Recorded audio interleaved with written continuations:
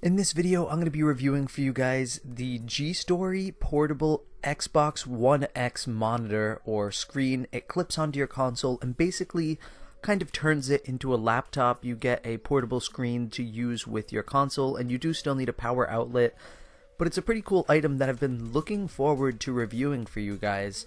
Some of you might remember way back in like 2013 or 2014 when I first started with YouTube, I did a very low quality video, but it was comparing two of the Xbox 360 portable TFT gaming monitors, and I've just always really enjoyed these little portable monitors for consoles. I have one for my PlayStation 2, for my GameCube, and I just think they're really cool, so I was really happy when G-Story agreed to send one out to me for the purpose of creating an honest review.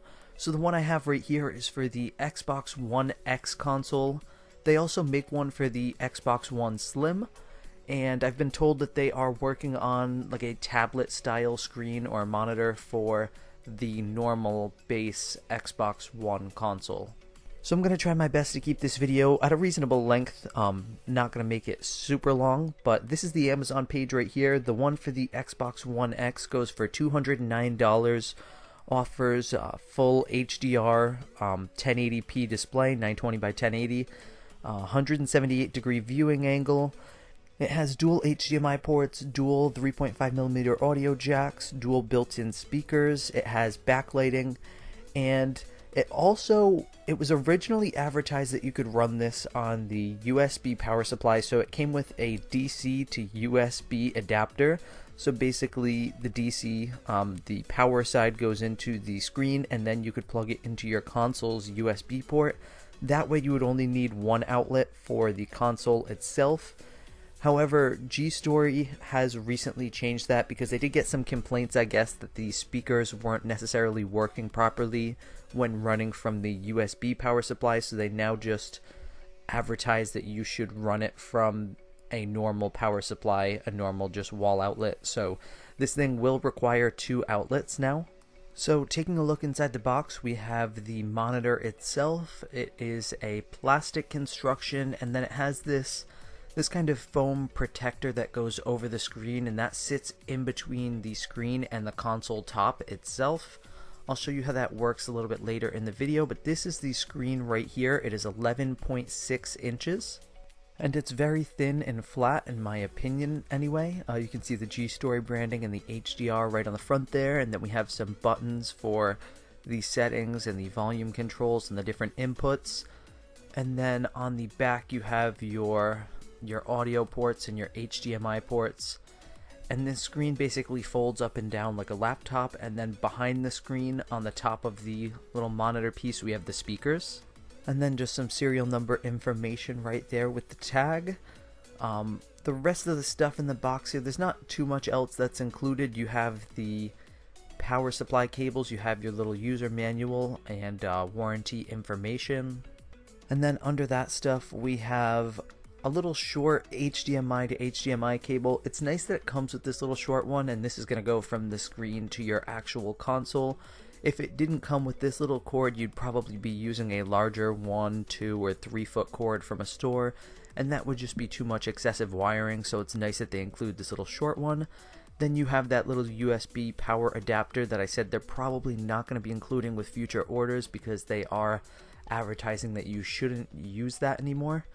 And then it also comes with a little remote to control some of the functions of the monitor, although I'd imagine most people will probably just use the buttons that are actually on the monitor itself.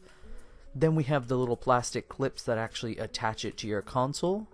And I'm not going to go like super crazy with the installation process, but I will briefly show you guys how to clip it onto your Xbox. And then we have the power adapter. This is the one that you guys are going to be using with this screen. This is the one where you just plug it into the screen and plug it into a wall outlet. So you will need two outlets, one for the console itself and one for the screen. So actually attaching the monitor to your Xbox One console is a very simple process. There's no drilling or tools needed or anything like that. There's just two little clips, and they don't even have screws or anything. So what you're going to do is you're going to first put down the little protective foam on top of your console, and you can keep it attached to the screen too like it comes, or you can just place it down like I did. Then you're going to place the screen on the back end top of your console, how it's going to be sitting when the clips are actually in place. And the instruction manual has a lot of diagrams to help you out with this process here. I'm just going to briefly show you how to do it. So you're going to start with one of your clips, right or left, it doesn't matter. I have the right one here, and the writing on the outside of it tells me it's the right one with an R, and the writing will also indicate to me what side's the top of the clip and what side's the bottom. On the very sides of the screen, there's these little grooves or indents that the clip fits into, so inside of the clip there's a side that has like foam. That's on the inner top side of the clip. That foamy area, that goes into the groove on the side of the screen. And then I'm basically just wrapping this around the side of the console and into this little groove or indent about halfway up on the side of the console. Now with the right hand clip, it also has this little extension at the bottom that goes into this little recess in this groove, and that little recess is right here. That's only on the right hand side of the Xbox One X and not on the left hand side. So moving over to the left hand side, pretty much the same concept. You have your clip, you're going to make sure it's the right way up, and you're going to first put it onto the top of the monitor where that little indent is, where the clip will sit. And then you're just going to apply some slight pressure to push it around that little edge that's about halfway up the console. And there's also like a back corner to the clip. That back corner wraps around the back of the console, so that's going to also help you make sure you're positioning this thing correctly on your monitor and on your console. Now if you do your clip for the right hand side and then you can't get the left hand side to go, you might need to give some slack to the left hand side and kind of just slightly push the monitor to the left a little bit. That way the left has enough room to clip, and then you can kind of even it out once you get both clips wrapped around that little edge. But that's basically all there is to attaching this to the console. Now after that, it's pretty much plug and play. I'm going to move on to the reviewing aspect of this now, and the first thing I'm going to talk about before I even turn on the monitor, the first thing, it's not, I don't know if I'd necessarily call it a con, but the clips and the whole system of attaching it to the console could definitely be improved. I mean, I know they can only really work around with what Microsoft gives them in the form of console design, but the clips didn't necessarily seem to fit exactly perfectly. As you can see, my right hand clip was never really flush with the console. The left hand one would remain flush and the right hand one would always remain kind of detached like that. I mean, the console and the screen still held on to each other nicely and it didn't wobble really, but I don't know, it just didn't really sit on there flush, so maybe they could adjust the clips a little bit so that sits on there better. I just thought it was something worth pointing out, not really a huge issue. The monitor itself worked great, the screen quality was very nice, 1080. I saw some people asking on the Amazon page if it was 4K or HDR10. It is not. So they use terms kind of loosely. HDR, it's high def resolution 1080. That's basically what it is. If I'm on the Xbox One X console and I go into my settings, I'm not able to enable HDR10 or 4K.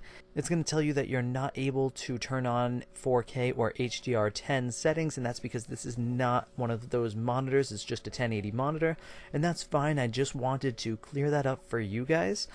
Now if you go onto the settings of the actual screen itself, there's something called HDR mode, and that has three options. It has auto, off, and 2048, which would be 4K. Now because this isn't a 4K monitor, that mode doesn't actually turn this into 4K, it actually just makes everything look pinkish and lower quality. I'm not sure why that mode's in there, but you're going to want to just keep it on auto or off for the best 1080 quality.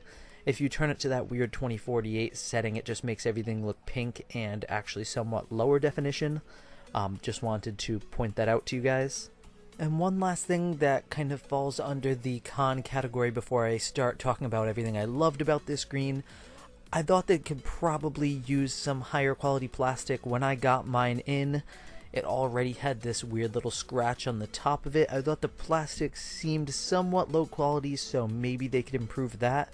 Now besides that, I enjoyed everything with this screen. I thought the speakers sounded great, and I actually didn't have any issue using that little USB power cable that they're no longer including. I'm not recommending that you guys do it because I don't want to damage your screens, but I actually saw no difference using that USB power cable versus using the normal power cable. But I know a bunch of people did have issues with that, so I would just go ahead and use the normal wall power cable instead of using a USB one if they do somehow still include it with yours. I thought the screen quality was great. All the text, even the smallest text, was easily readable just like it would be on my television. I saw no issues with the quality of the screen or the quality of the speakers, and I thought the design of this screen was also pretty nice. It was pretty streamlined and very, very thin. It matches the black Xbox One console perfectly. When you have it installed on there, it really looks like something that belongs on the console, like it could be an original Microsoft product, so I think they did a good job in that aspect. And I thought the price point of $209 was fair, and that's given the fact that they don't really have many competitors in the market. I don't really know of any other portable screens that are designed specifically for the Xbox One. The only thing that really comes to mind for me is the games screens, and those are more expensive, a lot larger, and a lot heavier. So I mean, if that's something you're looking for, I know the screen size is a little bigger on that one, but you will end up paying more for something that's a lot larger too. So that's not really on the same level as this. That's like a different product category in my opinion. So this one doesn't really have a lot of competition, and that's why I think the price point of $209 is fair.